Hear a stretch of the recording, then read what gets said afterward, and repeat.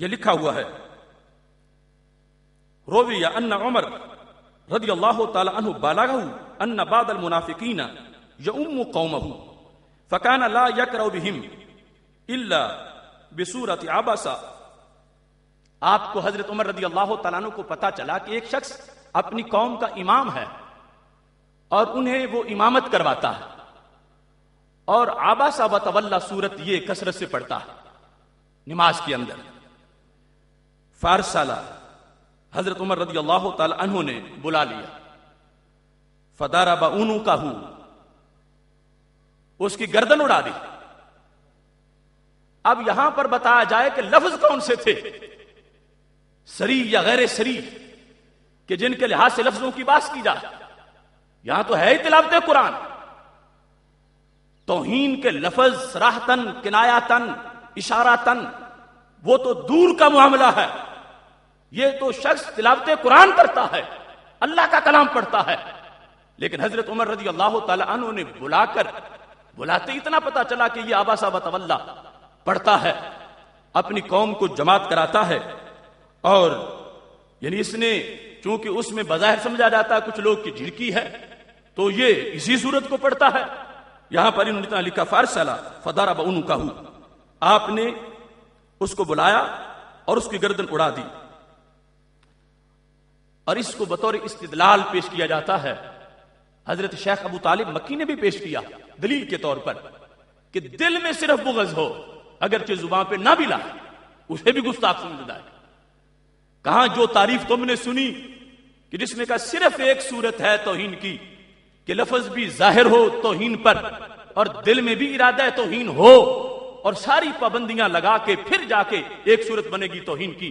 جبکہ یہاں پر تو لفظ ہے ہی نہیں توہین کا, یہاں پر تو تلاوت قرآن ہے. اور اس کے باوجود حضرت عمر رضی اللہ تعالی عنہ نے اس پر یہ فیصلہ کر دیا اور یہ بتا دیا کہ یہ مقام بڑا نرم و نازک ہے اور اس کے جو آداب ہیں ان کو پیش نظر رکھنا چاہیے.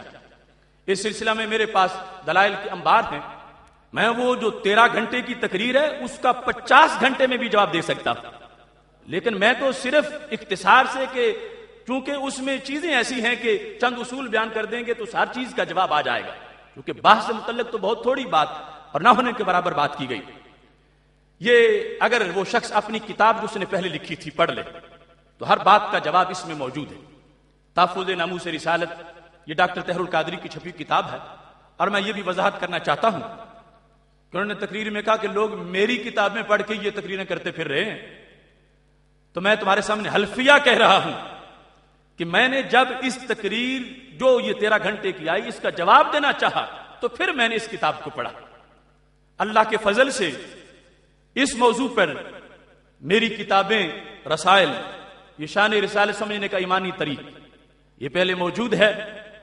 تحفظ ناموس رسالت ایک فرض اور ایک قرض یہ چھپا ہوا ہے. یہ شان رسالت ہے ذرا ہوش سے بول یہ چھپا ہوا ہے. منصب نبوت اور عقیدہ مومن یہ پہلے پرنٹڈ موجود ہے. انما انا باشر مثلکم کا قرآنی مفہوم یہ پہلے چھپا ہوا ہے. تحفظ ناموس رسالت اور گستاخ کی سزا یہ تفصیلی مقالہ پہلے موجود ہے. اور اس کے علاوہ یہ غایت الحواشی جو 3 جلدوں میں میرا عربی کا مقالہ ہے اس کے اندر یہ تفصیلی بحث موجود ہے جو کہ چھپی ہوئی ہے. یہ پی ایچ ڈی کا جو میرا مقالہ ہے. اور اس کے ساتھ اسی موضوع پر اور بھی ہمارے مقالات موجود ہیں جن میں ناموس رسالت سے بے خبری ایک المیہ اور تحفظ ناموس رسالت امتحان بھی ایمان بھی. اس کے علاوہ شان رسالت کی یکتائی اور ناموس رسالت کے پہرے داروں جاگتے رہنا یہ تمام خطابات اس سلسلہ میں پہلے موجود ہیں.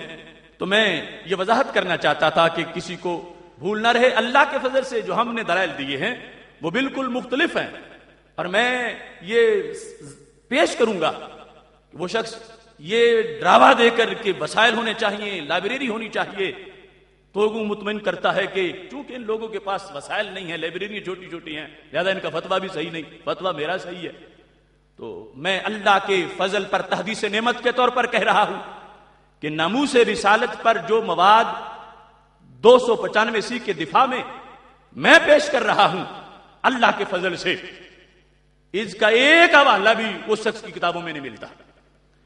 یہ جو ابھی میں پیش کروں گا فقہ حنفی سے مخطوطات کے حوالہ جات، وہ دکھائیں اپنی کتابوں میں کہاں انہوں نے حوالہ دیا.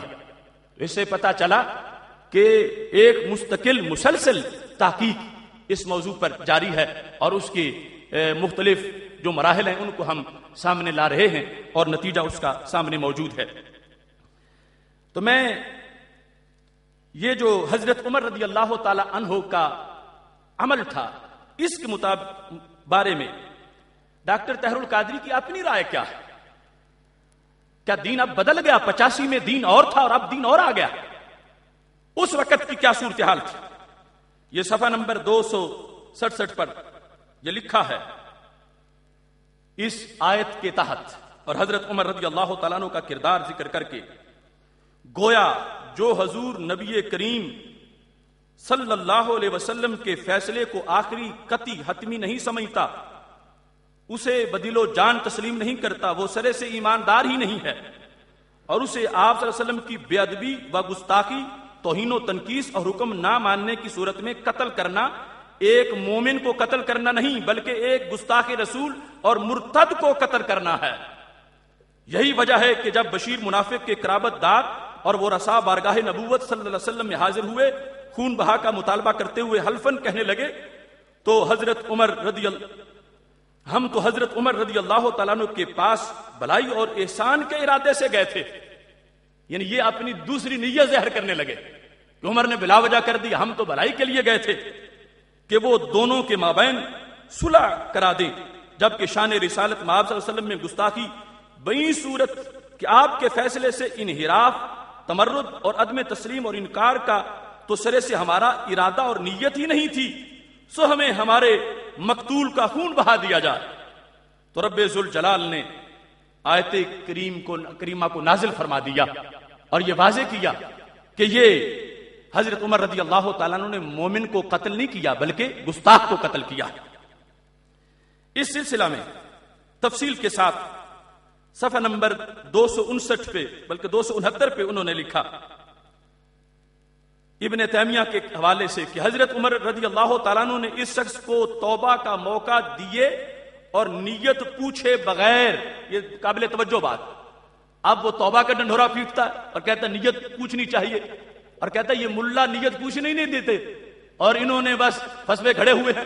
تو اپنی کتاب میں جو لکھا وہ پیش کر رہا ہے. لکھتا ہے حضرت عمر رضی اللہ تعالیٰ عنہ نے اس شخص کو توبہ کا موقع دیے اور نیت پوچھے بغیر بلا تاخیر قتل کر دیا، سرے سے توبہ کا موقع ہی نہیں دیا. قرآن حکیم نے آپ کے اس اقدام کے صائب ہونے کی تائید کر دی. قرآن نے تائید کر دی کہ تم نے ٹھیک کیا ہے کہ نہ توبہ کا موقع دیا ہے اور نہ ہی نیت پوچھی ہے. اب یہ ہمیں بار بار کہتا ہے کہ نیت اس کی پوچھو، نیت اس کی پوچھو. خود لکھا کہ نیت کا پوچھنے کا موقع ہی نہیں دیا جائے گا. اور یہاں پر جو میں نے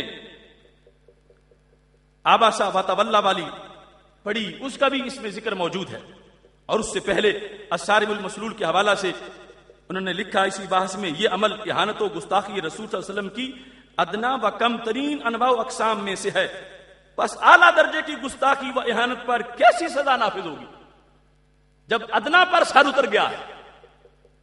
ادنا پر کہ سرکار دو عالم صلی اللہ علیہ وسلم کے فیصلے کے بعد صرف اپیل لی ہے اور سر اتر گیا ہے، تو کہا یہ جب ادنا گستاخی کی سزا ہے تو پھر جو بڑی گستاخی اس کی سزا کیا ہو.